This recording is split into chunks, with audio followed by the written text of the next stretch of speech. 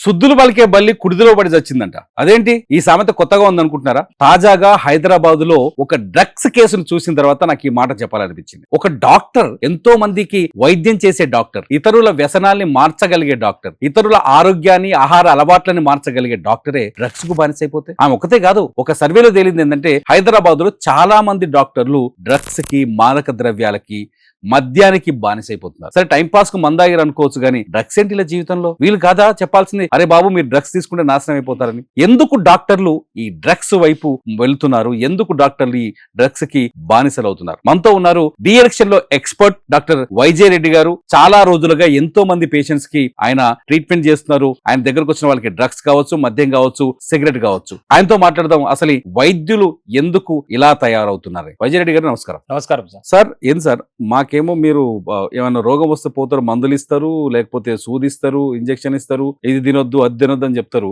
డాక్టర్లే మళ్ళీ డ్రగ్స్ తీసుకోవడం ఏంటి సార్? అసలు ఎట్లా, ఎందుకు సార్ వాళ్ళు ఇట్లా బానిస అయిపోతారు దానికి? డాక్టర్లో ప్రధానంగా మనం గమనిస్తే అంటే ఓవరాల్ గా ఆన్ ఎర్త్ మన మానవులలో తీసుకుంటే డాక్టర్లకు ఉన్న ప్రెషర్ ఎవరికి ఉండదండి. ఫస్ట్ థింగ్ వచ్చి తీసుకుంటాం, వృత్తిపరంగా తీసుకుంటాం. ప్రొఫెషనల్ గా ప్రతి పేషెంట్ కూడా ఛాలెంజింగ్ ఉంటుంది ఇక్కడ. సో దాన్ని అధిగమించడానికి ప్రయత్నం చేసే ప్రయత్నమే కొంతమంది డాక్టర్స్ డ్రగ్స్ కు అలవాటు పడ్డం. ఇది కూడా ఎప్పుడు అలవాటు పడుతుంది అంటే డ్రగ్స్, ఎందుకంటే మా దగ్గరకు వచ్చిన ఎక్స్పీరియన్స్ బట్టి, నా ఎక్స్పీరియన్స్, నేను 35 years నుంచి చూస్తున్నా. చాలా మంది డాక్టర్స్ అలవాటు పడిన వాళ్ళు స్పెషలిస్ట్ ఉన్నారు, సూపర్ స్పెషలిస్ట్ ఉన్నారు. దీంట్లో ఆల్కహాల్ అడిక్షన్ గానీ, టొబాకో అడిక్షన్ గానీ, అదే విధంగా ఇతరత డాక్టర్స్ ఎక్కువగా అలవాటు పడేది అంటే ఈ సింథటిక్ డ్రగ్స్ కి ఎక్కువగా cough సిరప్లు, sleeping tablets, pain killers, పోర్టువిన్ ఇంజెక్షన్లు, ఇలాంటి వాటికి డాక్టర్లు ఎక్కువగా అలవాటు పడతారు. సో ఆ డిపెండెన్సీ, డ్రగ్ డిపెండెన్సీని కంట్రోల్ చేస్తూ మనము recovery process, physical dependency, psychological dependency control చేస్తూ న్యాచురల్ వేలో, అంటే ఆల్టర్నేట్ థెరపీ ఏమి ఉండదండి. ఇప్పుడు drug addiction suppose sleeping tablets కి అలవాటు పడ్డారు అనుకోండి,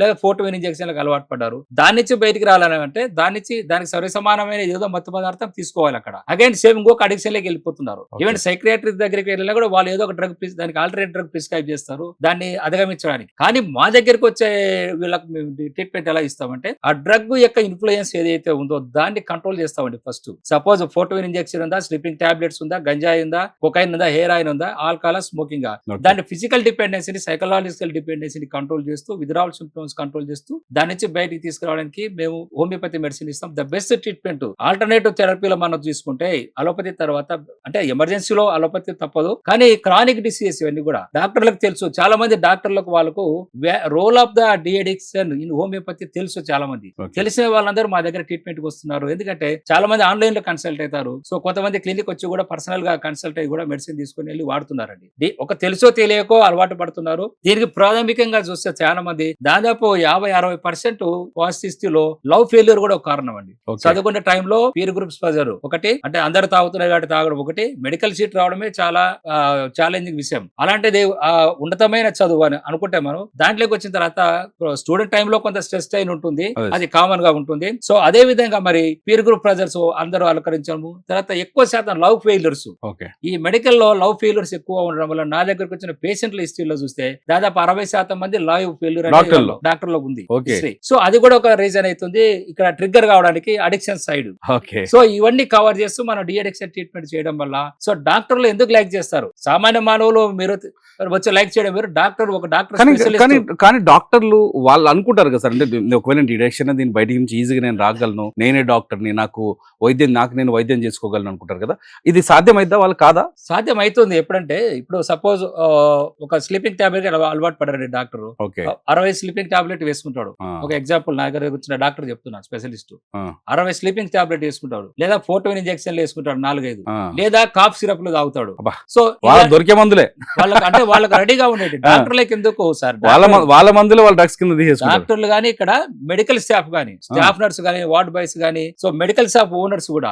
ఒక మెడికల్ షాప్ ఓనర్ అంటే చాలా విచిత్రమైన ఎగ్జాంపుల్ చెప్పాలంటే, ఒక మెడికల్ షాప్ ఓనరు దాదాపు ఒక 60 టాబ్లెట్స్ ఎక్స్పైర్ అవుతున్నాయి అనుకోండి, 60 మింగేస్తాడు. 100 టాబ్లెట్స్ యాంటీబయాటిక్ ఎక్స్పైర్ అవుతుంటే 100 టాబ్లెట్స్ మింగేస్తాడు.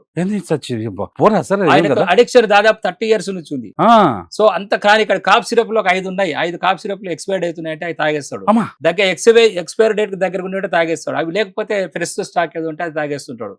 30-40 స్లీపింగ్ టాబ్లెట్స్ వేసుకుంటాడు, 5-6 కాఫ్ సిరప్లు తాగుతాడు. ఇలా ఉంది పరిస్థితి. సో ఇటువంటి కూడా డి అడిక్షన్ అడిక్షన్ చేయాలన్నప్పుడు హోమియోపతి ద బెస్ట్. ఎందుకంటే అక్కడ అలోపతిలో వాడితే సేమ్ ఏంది మత్తుకు మత్తు రీప్లేస్ చేయడం జరుగుతుంది అక్కడ. ఓకే. హోమియోపతి వైద్య విధానంలో మత్తు యొక్క సైడ్ ఎఫెక్ట్ ను దాని డిపెండెన్సీని కంట్రోల్ చేస్తూ బయటకు తీసుకొచ్చేది హోమియోపతి. ఓకే. అందుకోసమే అలోపతి వాళ్ళ డాక్టర్లకు తెలుసు homeopathy best treatment de addiction లో అనేది. చాలా మంది అలవాటు ఉన్న వాళ్ళు మొత్తానికి మెడికల్ ఫీల్డ్ లో ఉన్న వాళ్ళు చాలా మంది వాళ్ళు ఇచ్చే మందులతోటి వాళ్ళు సెల్ఫ్ డ్రగ్స్ క్రియేట్ చేసుకున్నట్టేనా సార్ ఇది? అంతే కదా? సెల్ఫ్ అడిక్షన్ లేక వచ్చినట్లే వాళ్ళకి తెలుసు, డాక్టర్లకు తెలుసు. కానీ కొన్ని సందర్భాల్లో ఈ పేర్ గ్రూప్స్ కానీ ఒత్తిడి కానీ టెన్షన్స్ కానీ ప్రెజర్స్ నేను అనుకుంటాను ఈ కొకైన్ ఇవన్నీ కూడా అలా తీసుకుంటారేమో అనుకున్నాను. మొన్న ఆమె కొకైన్ కొన్నట్టుంది ఇక్కడ. అదే ఇట్ డిపెండ్ సార్. అంటే అవైలబిలిటీ కొకైన్ అనేది అవైలబిలిటీని బట్టి ఉంటుంది. తీసుకుంటారు. అతి తక్కువ మంది మాత్రమే కొకైన్ లాంటి డ్రగ్స్ వాడతారు, ఎందుకంటే ఇట్ ఈస్ ఇల్లీగల్ ఫస్ట్. కానీ సింథటిక్ డ్రగ్స్ డాక్టర్లు అందుకోసం ఇక్కడ మీరు గమనించాల్సింది ఏమంటే ఈ కొకైన్ వీటికి అలవాటు పడడం తక్కువ అండి. ఏదైనా రిక్రియేషన్ ఏదైనా రేవ్ పార్టీలకి ఇలా వెళ్ళినప్పుడు ఏదైనా వాడుతుండొచ్చు తప్ప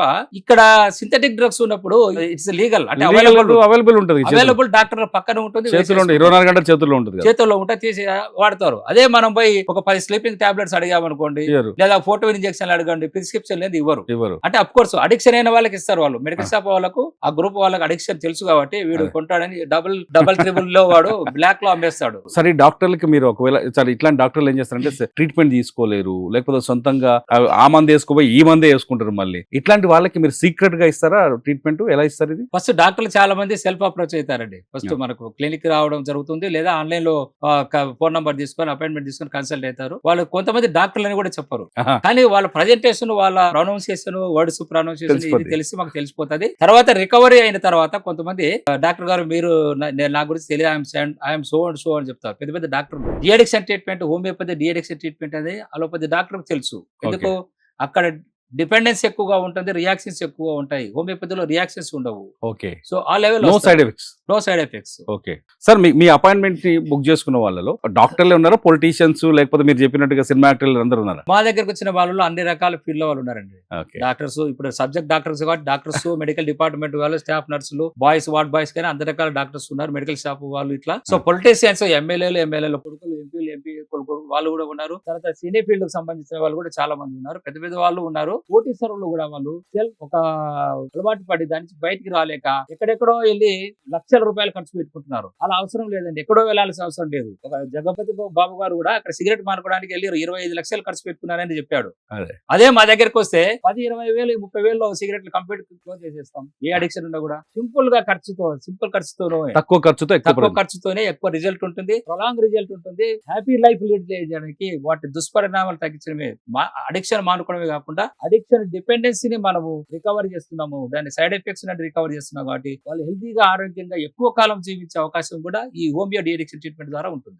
ఇది మొత్తానికి డాక్టర్లే కాదు, ఈ వీడియో చూసిన ప్రతి ఒక్కరు మీరు గనక అడిక్షన్స్ కి, మత్తు పదార్థాలకు కావచ్చు, లేకపోతే మద్యానికి కావచ్చు, లేకపోతే సిగరెట్ కావచ్చు, లేకపోతే ఇతర సింథటిక్ డ్రగ్స్ కావచ్చు, మీరు బానిసలైపోతే ఖచ్చితంగా స్క్రీన్ పైన ఉన్న నెంబర్ కి కాల్ చేయండి. ఎందుకంటే మీ లైఫ్ ను మార్చుకోవడానికి ఇది ఒక అద్భుతమైన అవకాశం. తల్లిదండ్రులు ఉంటే, మీ పిల్లలు ఇటువంటి అలవాటులో ఉంటే ఖచ్చితంగా స్క్రీన్ పైన ఉన్న నెంబర్ కాల్ చేసి డాక్టర్ జయరామ్ రెడ్డి గారిని కలవండి. ఆయన మీ పిల్లల భవిష్యత్తుని మళ్ళీ పునరుద్ధరిస్తారు, తీర్చిదిద్దుతారు. డాక్టర్లు ప్రిస్క్రిప్షన్ రాయటం కాదు, ప్రిస్క్రిప్షన్ రాసే వాళ్ళకి కూడా మంచి నేర్పించాలి. మీరు మీ ప్రవర్తన కూడా మాలాంటి వాళ్ళకి మార్గదర్శకంగా ఉండాలి. Thank you very much sir. నమస్తే.